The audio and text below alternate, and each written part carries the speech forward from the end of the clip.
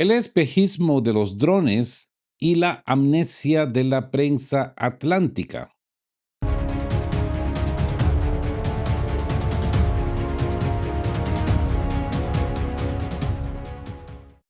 Buenas tardes. Pónganse cómodos, amigos, sírvanse su cafecito, su mate, su bebida favorita, porque hoy tenemos que desarmar uno de los espectáculos de magia informativa más elaboradas que ha montado la prensa occidental en lo que va del año. Resulta que si usted abre esta semana las páginas de The Time, enciende la señal de la CNN o lee las editoriales de Defense One, se enterará de una noticia extraordinaria. Ucrania, según ellos, ya ganó la primera gran guerra de robots de la historia humana. ¿Sí? Así como lo escuchan, sin rodeos. Nos cuentan con música épica de fondo que la industria de drones de Kiev ha encontrado la fórmula mágica para derrotar la maquinaria militar rusa sin necesitar siquiera la ayuda de Estados Unidos. La CNN catalogó los recientes ataques con drones contra refinerías en la retaguardia como un punto de inflexión definitivo. Pero amigos, ustedes y yo sabemos cómo funciona este negocio. Una cosa es el titular de prensa diseñado para vender suscripciones o justificar presupuestos en el Congreso, y otra muy distinta es la cruda, helada y matemática realidad del frente de batalla. Miren lo que pasa cuando le preguntas sobre esto a los analistas militares de verdad en Washington. No a los consultores de televisión, sino a los expertos de Defense Priorities Center o del MIT. Por ejemplo, el experto militar Daniel Davis lo ha dicho sin ningún tipo de anestesia. Las afirmaciones de los medios de Ucrania ha cambiado el rumbo, no resisten el menor contacto con la realidad militar objetiva. Daniel Davis explica que ver un dron impactando contra un depósito de combustible o contra un almacén logístico de wild berries cerca de Moscú es una imagen excelente para TikTok y para los noticieros de noche. Es un espectáculo televisivo de primer nivel, pero tácticamente eso no socava en lo más mínimo la capacidad estructural de Moscú para librar una guerra de desgaste a escala industrial durante los próximos años. Y eso hemos venido diciendo acá en esta mesa ya de un tiempo atrás. Por su parte, el profesor Michael Desch de la Universidad de Notre Dame ponía sobre la mesa una verdad incómoda que los grandes titulares olvidan convenientemente. Un ataque con drones de largo alcance puede, en el mejor de los casos, ralentizar un par de días el suministro en un sector específico, pero no puede tomar una trinchera, no puede sostener una línea defensiva y no puede detener a la artillería pesada. Además, Desch señala dos puntos ciegos gigantescos en la narrativa mediática. Primero, Rusia está fabricando e introduciendo sus propios drones a una escala industrial masiva que iguala o supera la respuesta ucraniana. Segundo, mientras la televisión celebra los drones en la retaguardia, las fuerzas terrestres rusas continúan logrando avances constantes, lentos pero metódicos, empujando la línea hacia el oeste y tomando asentamiento tras asentamiento en el Donbass. Amigos, y aquí es donde la amnesia mediática se vuelve descarada. Como bien apunta el profesor Barry Posen del Instituto Tecnológico de Massachusetts, por sus iniciales MIT, la prensa occidental padece un sesgo de selección patológico. Solo cubre las noticias que presenta a Kiev bajo una luz victoriosa y guarda un silencio sepulcral sobre los desastres operacionales. ¿Alguien se acuerda de la tal cacareada ofensiva sobre Kursk en el 2024? Posen no lo recuerda. Desde el primer día era evidente que quemar las escasas reservas de tropas de élite en una incursión simbólica sin valor estratégico iba a terminar mal, y terminó en una carnicería. ¿Alguien recuerda la contraofensiva de verano de 2023? Almus Roszowansky del Instituto Quincy lo definió con una precisión macabra, amigos. Una horrible masacre de soldados atrapados en campos minados y en la estepa infestada de drones, donde se dilapidaron enormes recursos humanos sin obtener un solo beneficio territorial duradero. Pero a los comentaristas pro-ucranianos en la televisión no les importa. Mark Episcopos, investigador del programa de Eurasia del Instituto Quincy, sacó a relucir la lista de la vergüenza encabezada por el exgeneral estadounidense Ben Hodge. A ver, hagamos memoria juntos, amigos. Hodge predijo con total seguridad que el ejército ruso colapsaría en marzo de 2022. Cuando eso no pasó, prometió que la derrota total rusa llegaría a finales de 2022. Luego juró por su honor que las tropas ucranianas estarían tomando sol en las playas de Crimea en el verano de 2023. ¿Y qué hizo la semana pasada en el periódico británico The Sun? ¿Lo adivinaron? Volvió a predecir que Ucrania estaba a punto de aislar Crimea y que Putin enfrentará una crisis política inminente. Cuestión que acabo de escuchar a Zelensky decir exactamente lo mismo. Que Putin está nervioso, que no lo quieren, que su gente no lo quiere. Pero bueno, la fe es lo último que se pierde cuando vives de vender ilusiones en la televisión. Hoy vamos a adelantar nuestro segmento de parodia geo, porque creo que lo amerita, ya que estamos hablando de las farsas mediáticas, ¿no? Y es que miren, el periodismo de fantasía en París. Es que esto nos lleva directo a nuestra sección favorita del programa, parodia geo, donde la realidad siempre supera a la ficción y donde el periodismo de fantasía alcanza niveles de comedia de enredos. Viajemos por un momento a las elegantes oficinas de París. La prestigiosa revista francesa L'Express acaba de publicar un reportaje dramático digno de una película de ciencia ficción post-apocalíptica.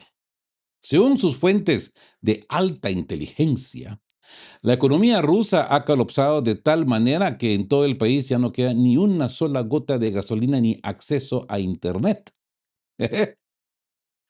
El país entero, según el Express, ha regresado a la Edad Media.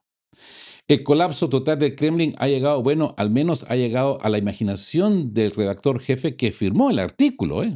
Es que tienen cojones para firmar estos artículos. Lo que los genios de marketing editorial del Express no calcularon era que en el año 2026 el público ya no consume la propaganda de ojos cerrados. Para desgracia de la redacción, en la sección de comentarios del artículo se llenó en cuestión de minutos de ciudadanos franceses, ¿ok? Turistas y camioneros franceses que estaban en ese preciso momento en territorio ruso. Miren la paliza informativa que les propinaron sus propios lectores, sus propios ciudadanos en vivo y en directo. Un usuario francés escribió: acabo de conducir 2.000 kilómetros de punta a punta por las carreteras rusas con cero problemas de combustible. Por favor, dice este usuario, dejen de difundir desinformación tan descarada. ¿Mm? Otro lector, tocando de más duele el bolsillo europeo, comentó: ayer mismo llené el tanque de mi BMW en una gasolinera rusa por menos de 30 euros, mientras que aquí en Francia pagamos 3 veces más por la misma gasolina. ¿Quién es el que está colapsando exactamente? ¿Mm?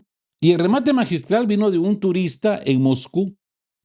Le estoy escribiendo este comentario en vivo y en directo desde el centro de Rusia usando una red 4G ultra sólida. La versión de Rusia de la que habla el Express solo existe en la mente de sus periodistas y en sus salas de redacción. Amigos, el verdadero drama de los grandes medios tradicionales occidentales ya ni siquiera es que inventen narrativas. Su gran problema Su gran problema, amigos, es que la gente viaja. La gente tiene teléfonos inteligentes. La gente compara precios y les destruye el relato oficial en la misma sección de comentarios de su página web.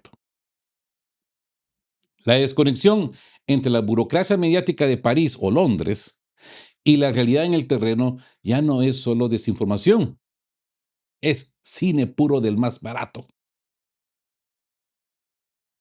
Bueno, y ya que estamos en parodia geo, pasemos al espejo chino en X, un post que he encontrado de Oops Guess.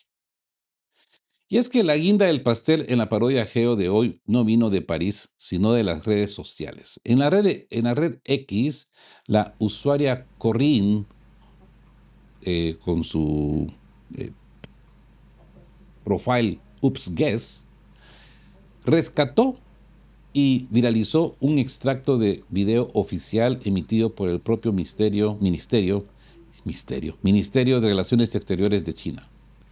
Y miren cómo Pekín desnuda la paranoia occidental con una elegancia que roza la burla diplomática.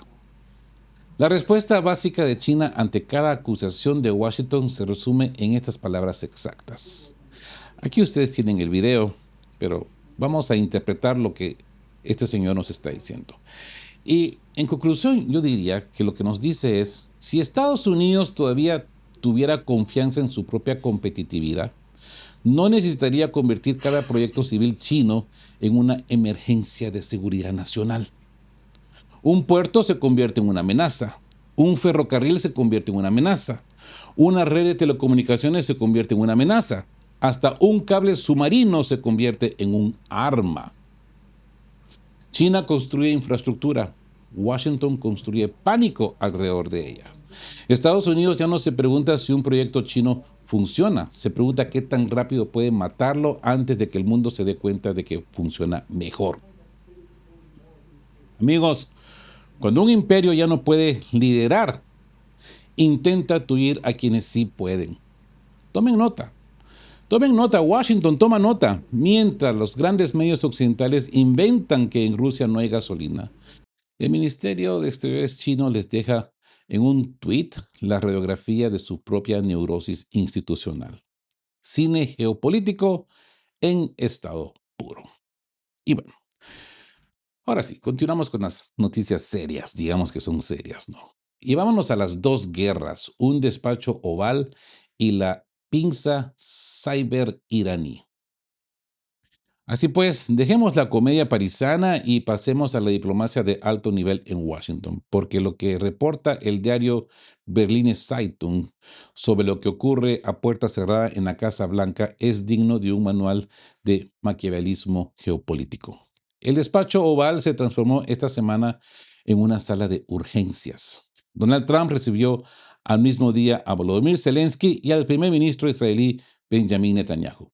La excusa oficial y el escenario perfecto para reunir a toda la cúpula diplomática fue el funeral del senador Lindsey Graham, un hombre que durante años fue el arquitecto de cabildeo de armamento en el Congreso.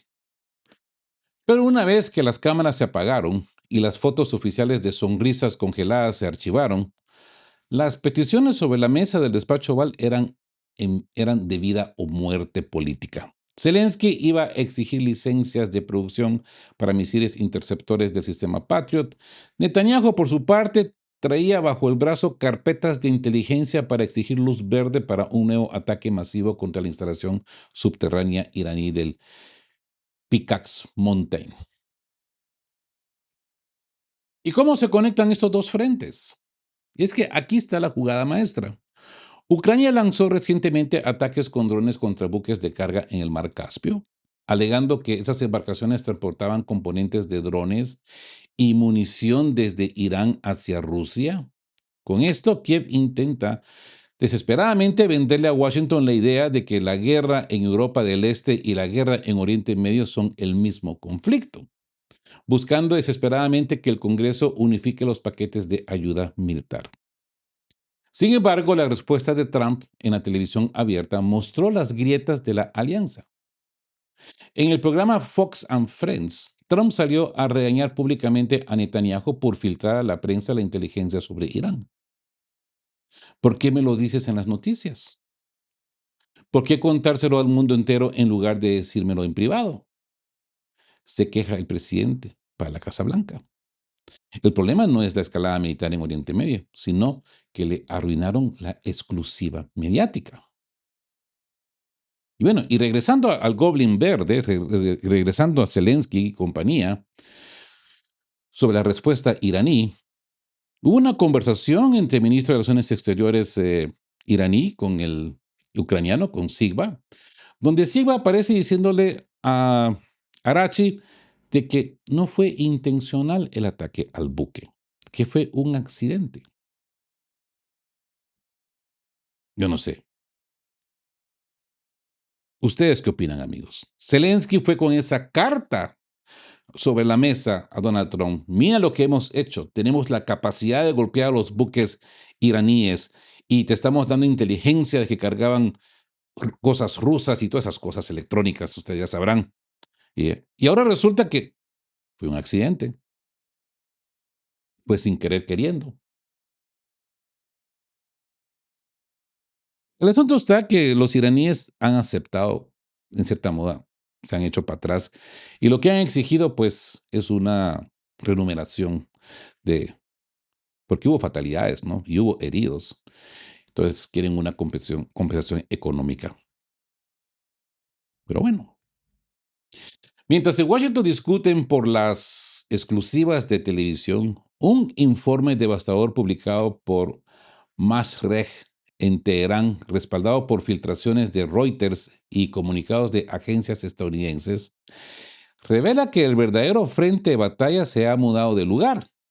Irán ha tomado de forma absoluta la iniciativa en la guerra híbrida y asimétrica, cuestión que esto está haciendo temblar al Pentágono y a Kiev también.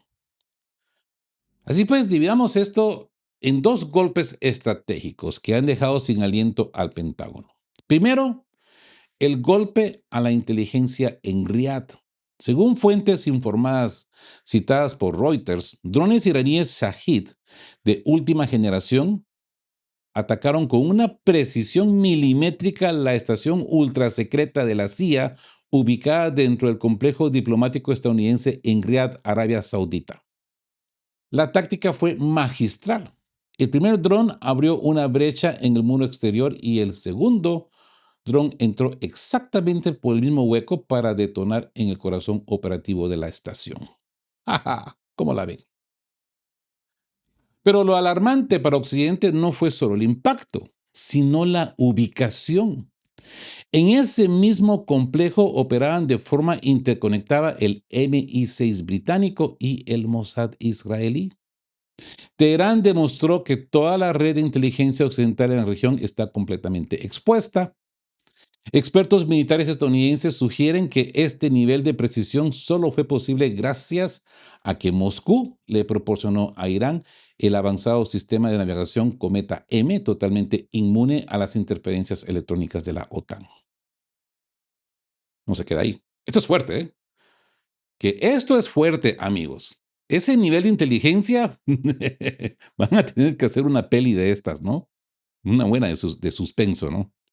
Segundo, pánico en la infraestructura crítica dentro de Estados Unidos. Es que si el ataque en Riyadh fue un golpe táctico, lo que ocurre en suelo estadounidense es una pesadilla estratégica. Por primera vez en la historia, 5 agencias clave de seguridad nacional, el FBI, la CISA, la NSA, el Departamento de Energía y la Agencia de Protección Ambiental, por sus iniciales EPA, emitieron una alerta roja unificada de máxima urgencia. ¿Saben qué fue? Hackers iraníes penetraron profundamente en los controladores lógicos programables PLC de fabricantes gigantescos como Siemens, Schneider Electric, Rockwell Automation. Estos dispositivos son los cerebros digitales que regulan los procesos físicos en la vida real. La presión de las tuberías de agua potable, el flujo de combustible y las frecuencias de las centrales eléctricas municipales. Teherán ha cambiado las reglas del juego. Ya no se trata de hackear una página web para poner una bandera o robar correos electrónicos. Se trata de la capacidad real de provocar un apagón en un estado entero o paralizar el suministro de agua de una metrópoli desde un teclado a miles de kilómetros de distancia sin disparar un solo misil.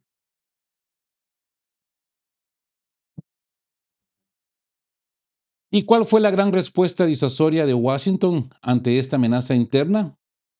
Donald Trump salió a amenazar con que si Irán ataca barcos en el Golfo, Estados Unidos bombardeará un puente o una central eléctrica en suelo iraní. La paradoja es trágica. Washington amenaza con romper puentes de concreto mientras los cibernautas iraníes ya están sentados dentro del software de sus propias represas y plantas de energía. ¿Mm? ¿Qué opinan, amigos? Así pues que nos encontramos con infraestructura versus pánico, la verdadera guerra estructural.